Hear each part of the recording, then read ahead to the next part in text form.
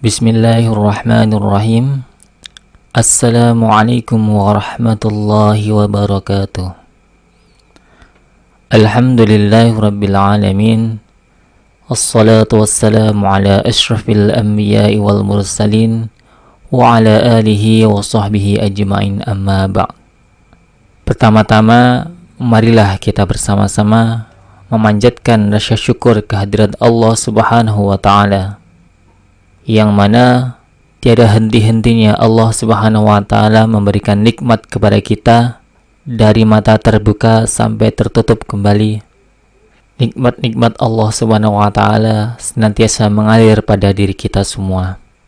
Allah Subhanahu wa Ta'ala berikan kita nikmat yang besar, nikmat iman kepada Allah, nikmat Islam, dan hari ini Allah Subhanahu wa Ta'ala masih berikan nikmat kepada kita, nikmat yang besar. Allah pertemukan kita dengan bulan Ramadan yang mulia. Semoga Allah Subhanahu wa Ta'ala memberkahi bulan Ramadan tahun ini. Allah Subhanahu wa Ta'ala memberkahi amal-amal kita, puasa kita, dan memberkahi semua kebaikan kita. Salawat dan salam semoga senantiasa tercurah limpahkan kepada suri tauladan kita, Nabi besar Muhammad sallallahu alaihi wasallam beserta keluarganya, para sahabatnya, dan seluruh pengikutnya yang istiqomah menjalankan risalahnya hingga yaumil qiyamah.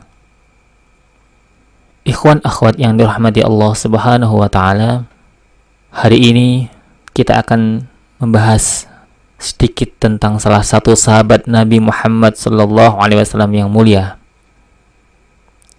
Sahabat yang mendapatkan keberkahan dari doa orang tuanya. Sahabat tersebut adalah Sa'id bin Zaid. Sa'id bin Zaid adalah seorang sahabat Rasulullah sallallahu alaihi wasallam yang mulia. Beliau termasuk orang yang awal masuk Islam dan juga termasuk orang yang dijanjikan masuk surga oleh Rasulullah sallallahu alaihi wasallam.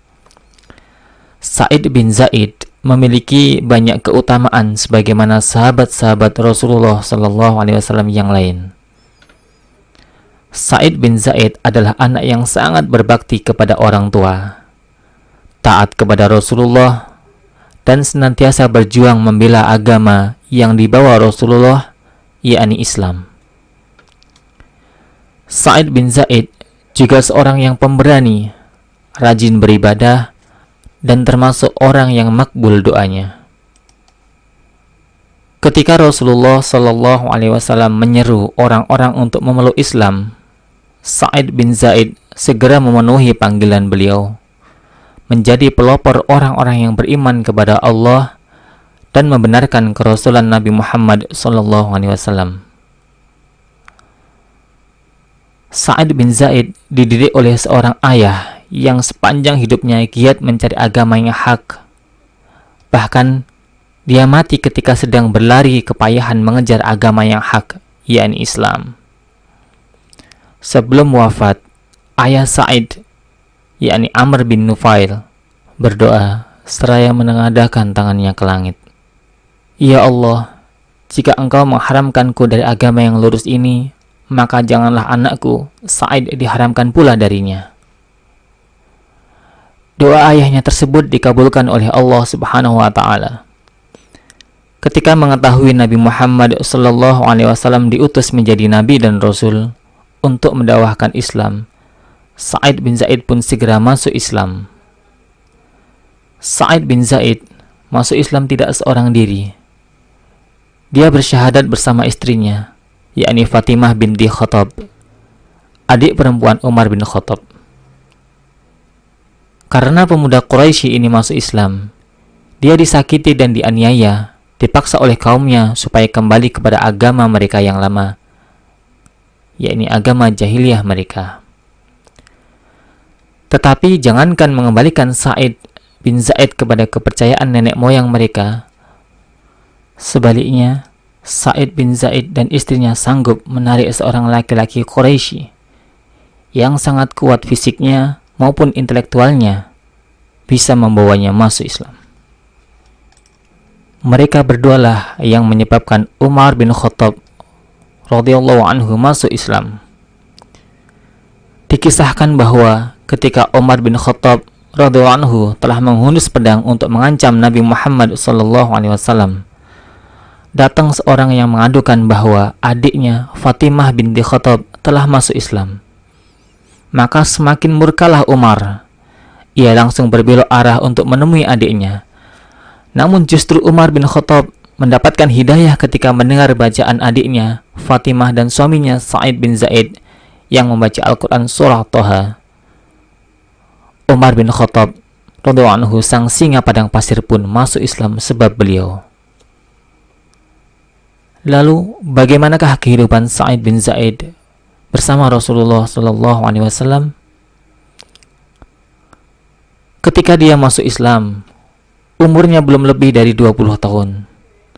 Selain perang Badar, dia turut berperang bersama-sama Rasulullah SAW dalam setiap peperangan. Ketika itu dia sedang melaksanakan suatu tugas penting lainnya yang ditugaskan Rasulullah SAW kepadanya. Dia turut mengambil bagian bersama-sama kaum muslimin mencabut singgasana Kisra Persia dan menggulingkan kekaisaran Romawi.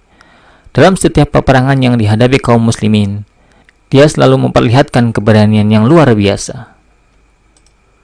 Ketika Nabi Muhammad SAW memerintahkan para sahabat untuk hijrah ke Yastrib atau Madinah, Sa'id bin Zaid termasuk sahabat yang bersegera untuk pindah. Setelah sampai di Madinah, Rasulullah SAW mempersaudarakannya dengan Rafi' bin Malik al-Zuraqi. Lalu pada tahun kedua Hijriah sebelum perang Badar terjadi, Sa'id bin Zaid diutus Rasulullah SAW untuk memantau kabilah Quraisy yang berpulang dari Syam.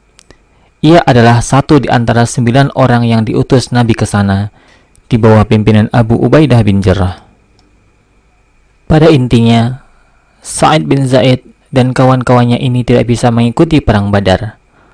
Hal ini dikarenakan sesampainya mereka di Madinah untuk memberikan info yang didapat, di saat yang sama Rasulullah SAW tengah berperang melawan kaum Quraisy. Rombongan ini segera menyusul ke Badar. Namun baru sampai di wilayah bernama Turban, Rasulullah SAW bersama pasukannya tengah menuju jalan pulang. Meski demikian, pasukan ini tetap mendapat bagian ghanimah sebagaimana pasukan yang ikut berperang. Setelah ketidakikutsertaannya dalam perang Badar, Sa'id bin Zaid merasa menyesal. Ia menembusnya dengan terus mengikuti peperangan berikutnya. Sa'id bin Zaid tidak pernah lagi absen dalam perjuangan bersama Rasulullah SAW, mulai dari perang Uhud, Khandaq, dan lainnya. Sampai akhir hayatnya, ia tetap teguh menjaga iman dan agamanya.